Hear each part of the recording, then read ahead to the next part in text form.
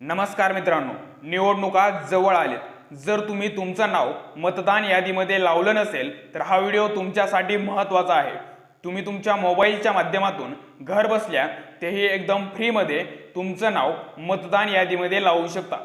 त्यानंतर काही दिवसातच तुम्हाला तुमचं मतदान कार्ड पोस्टाने मिळून जाईल आणि काही दिवसातच तुमचं नाव मतदान यादीमध्ये लागून जाईल। तर कशा पद्धतीने अप्लाय करायचं आहे, कशा पद्धतीने फॉर्म भरायचा आहे, ए टू झेड प्रोसेस या व्हिडिओमध्ये मी सांगणार आहे। त्यासाठी व्हिडिओ नक्की शेवटपर्यंत पहा। चॅनलवरती पहिल्यांदाच आला असाल तर आत्ताच आपलं युनिक गाईड हे आपलं यूट्यूब चॅनल नक्की सबस्क्राईब करा अशाच माहितीपूर्ण व्हिडिओसाठी। तर मित्रांनो, तुम्हाला प्ले स्टोअरवरती जाऊन वोटर हेल्पलाईन नावाचं ॲप्लिकेशन इन्स्टॉल करायचं आहे। तर हे application election commission of India यांचं ऑफिशियल ॲप्लिकेशन आहे। ॲप्लिकेशन इन्स्टॉल केल्यानंतर ॲप्लिकेशन ओपन करून घ्यायचं आहे। तर मी या ठिकाणी ॲप्लिकेशन ओपन करून घेतो। ॲप्लिकेशन ओपन केल्यानंतर जर या ॲप्लिकेशनवरती तुमचं अगोदर अकाउंट असेल तर या ठिकाणी तुम्ही तुमचा मोबाईल नंबर आणि पासवर्ड टाकून लॉग इन करू शकता। आणि जर तुमचा अकाउंट नसेल तर न्यू यूजर या ऑप्शनवरती क्लिक करून अगोदर तुम्ही तुमचा अकाउंट क्रिएट करायचं आहे। तर मी या ठिकाणी माझं अगोदर अकाउंट आहे, त्यामुळे मी माझा मोबाईल नंबर आणि पासवर्ड टाकून लॉग इन करून घेतो। तर मी या ठिकाणी पासवर्ड आणि मोबाईल नंबर टाकून लॉग इन करून घेतो। तर मित्रांनो, मी या ठिकाणी माझा मोबाईल नंबर आणि पासवर्ड टाकलेला आहे। टाकल्यानंतर लॉग इन नाव या ऑप्शनवरती क्लिक करतो। क्लिक केल्यानंतर या ठिकाणी लॉग इन सक्सेसफुली झालेला आहे। तर मित्रांनो, लॉग इन सक्सेसफुली झाल्यानंतर अशा प्रकारचा इंटरफेस तुम्हाला दिसून जाईल। तर मित्रांनो, वोटर रजिस्ट्रेशन हा तुम्हाला पहिलाच ऑप्शन दिसत असेल तर त्यावरती तुम्हाला क्लिक करायचं आहे। क्लिक केल्यानंतर न्यू वोटर रजिस्ट्रेशन हा ऑप्शन तुम्हाला दिसत असेल। जर तुमचं वय 18 वर्ष पूर्ण झालं असेल किंवा 18 रनिंग असेल तरी देखील तुम्ही रजिस्ट्रेशन करू शकता। तर मी या ठिकाणी न्यू वोटर रजिस्ट्रेशन या ऑप्शनवरती क्लिक करतो। क्लिक केल्यानंतर या ठिकाणी तुम्हाला थोडंसं स्क्रोल डाऊन करून लेट स्टार्ट या ऑप्शनवरती तुम्हाला क्लिक करायचं आहे। क्लिक केल्यानंतर जर तुम्ही फर्स्ट टाइम अप्लाय करत असाल तर या ठिकाणी yes I am applying for the first time या ऑप्शनवरती क्लिक करून नेक्स्ट या ऑप्शनवरती तुम्हाला क्लिक करायचं आहे। तर या ठिकाणी 5 स्टेप तुम्हाला व्यवस्थित फॉलो करायचे आहेत। तर या ठिकाणी आपण एक एक स्टेप फॉलो करणार आहोत।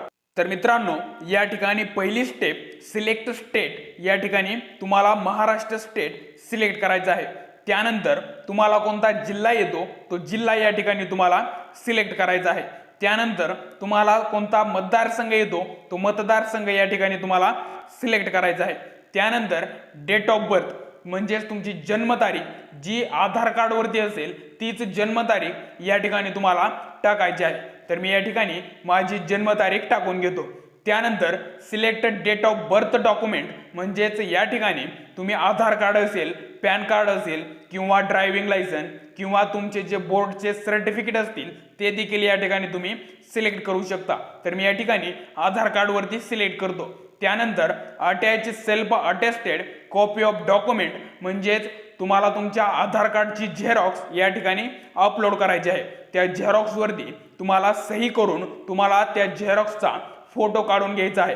त्यानंतर तो फोटो या ठिकाणी अपलोड करून घ्यायचा आहे। तर मी या ठिकाणी तो फोटो अपलोड करून घेतो। त्यानंतर या ठिकाणी तुम्ही पाहू शकता फोटो अपलोड झालेला आहे। त्यानंतर नेक्स्ट या ऑप्शनवरती तुम्हाला क्लिक करायचं आहे। त्यानंतर मित्रांनो, तुम्हाला या ठिकाणी आयडेंटिटी साईजचा फोटो अपलोड करून घ्यायचा आहे। तुम्ही तो फोटो 200 KB पर्यंत अपलोड करू शकता। त्यानंतर सिलेक्ट जेंडर म्हणजेच तुम्ही पुरुष आहात की महिला ते या ठिकाणी सिलेक्ट करायचं आहे। त्यानंतर तुम्हाला नाव टाकायचं आहे। तर ते नाव कशा पद्धतीने टाकायचं आहे ते तुम्ही लक्षात घ्या। अगोदर तुम्हाला तुमच्या स्वतःचे नाव टाकायचं आहे। त्यानंतर स्पेस देऊन तुम्हाला तुमच्या वडिलांचं नाव टाकून घ्यायचं आहे। त्यानंतर इन रिजनलमध्ये तुमचं नाव मराठीमध्ये ऑटोमॅटिक ट्रान्सलेट होऊन जाईल। तर ते नाव तुम्ही बरोबर आहे का ते चेक करून घ्यायचं आहे। नसेल तर ते तुम्ही व्यवस्थित करून घ्यायचं आहे। त्यानंतर सरनेम म्हणजेच तुम्हाला तुमचं आडनाव टाकायचं आहे। ते आडनाव देखील मराठी भाषेमध्ये ट्रान्सलेट होऊन जाईल। ते देखील तुम्ही बरोबर आहे का ते चेक करून घ्यायचं आहे। त्यानंतर आधार नंबर या ठिकाणी तुम्हाला तुमचा आधार नंबर टाकायचा आहे। आधार नंबर टाकल्यानंतर हे जे लाल अक्षरामध्ये दिसत आहे त्याला तुम्हाला काही सुद्धा करायची गरज नाही। त्यानंतर तुम्हाला तुमचा मोबाईल नंबर टाकायचा आहे। मोबाईल नंबर टाकल्यानंतर या ठिकाणी मोबाईल नंबर ऑफ रिलेटिव्ह, त्यानंतर ईमेल आय डी, त्यानंतर email I D of relative हे काही सुद्धा टाकायची गरज नाही। त्यानंतर डिसेबिलिटी याला सुद्धा तुम्हाला काही सुद्धा करायची गरज नाही। त्यानंतर या ठिकाणी नेक्स्ट या ऑप्शनवरती तुम्हाला क्लिक करायचं आहे। आता मित्रांनो या ठिकाणी रिलेशन टाईप म्हणजेच तुम्ही कोणाचं नाव या ठिकाणी लावणार आहात रिलेशनमध्ये, तर या ठिकाणी ते तुम्हाला सिलेक्ट करायचं आहे। फादर, मदर किंवा पती, पत्नी या ठिकाणी तुम्ही कोणाचं देखील सिलेक्ट करू शकता। या ठिकाणी फादर केल्यानंतर या ठिकाणी नेम ऑफ रिलेटिव्ह मध्ये तुम्हाला तुमच्या वडिलांचं नाव टाकायचं आहे। त्यानंतर या ठिकाणी इन रिजनल मध्ये तुम्हाला तुमच्या वडिलांचं नाव मराठी भाषेमध्ये ऑटोमॅटिक ट्रान्सलेट होऊन जाईल, तर ते नाव तुम्ही बरोबर आहे का ते तुम्हाला चेक करायचं आहे। त्यानंतर तुम्हाला आडनाव टाकायचं आहे। आडनाव देखील मराठी भाषेमध्ये ट्रान्सलेट होऊन जाईल, तर ते नाव देखील तुम्ही बरोबर आहे का ते तुम्ही चेक करून घ्यायचं आहे। त्यानंतर नेक्स्ट या ऑप्शनवरती तुम्हाला क्लिक करायचं आहे। आता या ठिकाणी मित्रांनो तुम्हाला तुमचा संपूर्ण पत्ता टाकायचा आहे। जो पत्ता तुमच्या आधार कार्ड किंवा बँक पासबुक वरती आहे तसाच पत्ता या ठिकाणी तुम्हाला टाकायचा आहे। त्यानंतर खाली आल्यानंतर या ठिकाणी टाउन, विलेज तुम्हाला तुमच्या गावाचं किंवा तुमच्या शहराचं नाव या ठिकाणी टाकायचं आहे। त्यानंतर या ठिकाणी तुम्हाला पोस्ट ऑफिस कोणतं येतंय ते पोस्ट ऑफिस या ठिकाणी तुम्हाला टाकायचं आहे। त्यानंतर या ठिकाणी तुम्हाला तुमचा पिन कोड नंबर या ठिकाणी टाकायचा आहे। त्यानंतर तहसील, तालुका किंवा मंडळ या ठिकाणी तुम्हाला कोणतं येतंय ते या ठिकाणी तुम्हाला टाकायचं आहे।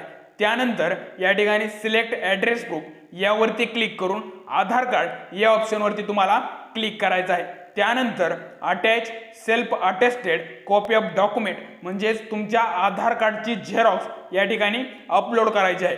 त्यानंतर डिटेल्स ऑफ फॅमिली मेंबर या ठिकाणी रिलेशन टाईपमध्ये तुम्ही कोणाचं ॲड करणार आहात, फादर, मदर किंवा पती, पत्नी या ठिकाणी सिलेक्ट करून या ठिकाणी त्यांचं नाव या ठिकाणी टाकायचं आहे।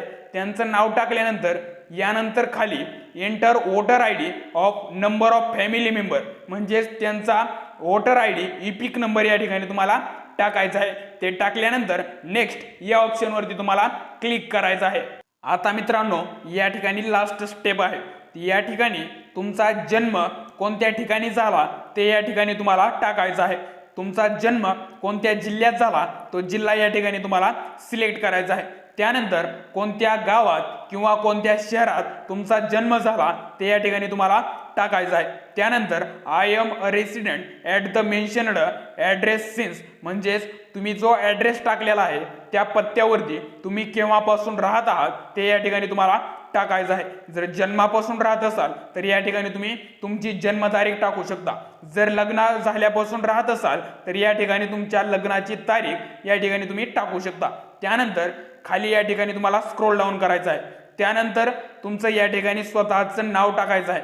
त्यानंतर प्लेस ऑफ द ॲप्लिकेशन म्हणजेच तुमच्या गावाचं किंवा तुमच्या शहराचं या ठिकाणी तुम्हाला नाव टाकायचं आहे। त्यानंतर डन या ऑप्शनवरती तुम्हाला क्लिक करायचं आहे। तर मित्रांनो या ठिकाणी संपूर्ण फॉर्म आपला भरून झालेला आहे। या ठिकाणी संपूर्ण फॉर्म तुम्हाला चेक करून घ्यायचा आहे की तुमचं नाव, तुमच्या सर्व स्पेलिंग, तुमची जन्मतारीख, तुमचा मोबाईल नंबर, आधार नंबर सर्व बरोबर आहे का ते एकदा तुम्हाला चेक करून घ्यायचं आहे। त्यानंतर या ठिकाणी तुम्हाला स्क्रोल डाऊन करून कन्फर्म या ऑप्शनवरती तुम्हाला क्लिक करायचं आहे। तर मित्रांनो या ठिकाणी तुमचं संपूर्ण काम या ठिकाणी झालेलं आहे। तुम्ही पाहू शकता या ठिकाणी थँक्यू असं देखील आलेलं आहे। त्यानंतर खाली तुम्हाला तुमचा रेफरन्स आय डी दिसेल, त्याने तुम्ही तुमचं मतदान कार्ड ट्रॅक करू शकता। याचा तुम्हाला एक स्क्रीनशॉट काढायचा आहे। स्क्रीनशॉट काढल्यानंतर या ठिकाणी ओके या ऑप्शनवरती तुम्हाला क्लिक करायचं आहे। तर मित्रांनो काही दिवसांनी तुम्ही तुमचं मतदान कार्ड ट्रॅक करू शकता। त्यासाठी तुम्हाला वोटर रजिस्ट्रेशन या ऑप्शनवरती क्लिक करायचं आहे। त्यानंतर येथे सर्च बार या ऑप्शनवरती क्लिक करायचं आहे। त्यानंतर इंटर रेफरन्स आय डी या ठिकाणी तुम्हाला तुमचा रेफरन्स आय डी टाकायचा आहे। त्यानंतर सिलेक्ट स्टेट या ठिकाणी महाराष्ट्र स्टेट या ठिकाणी सिलेक्ट करायचं आहे।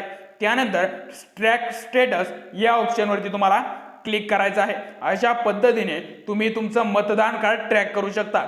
जर तुमचे सर्व डॉक्युमेंट्स क्लिअर असतील तर काही दिवसातच तुमचं मतदान कार्ड पोस्टाने तुम्हाला मिळून जाईल आणि तुमचं नाव सुद्धा काही दिवसातच मतदान यादीमध्ये लागून जाईल। तर मित्रांनो, हा महत्त्वाचा व्हिडिओ तुमच्या मित्रांना देखील नक्की शेअर करा आणि अशाच माहितीपूर्ण व्हिडिओसाठी आपल्या YouTube चॅनलला नक्कीच सबस्क्राईब करा।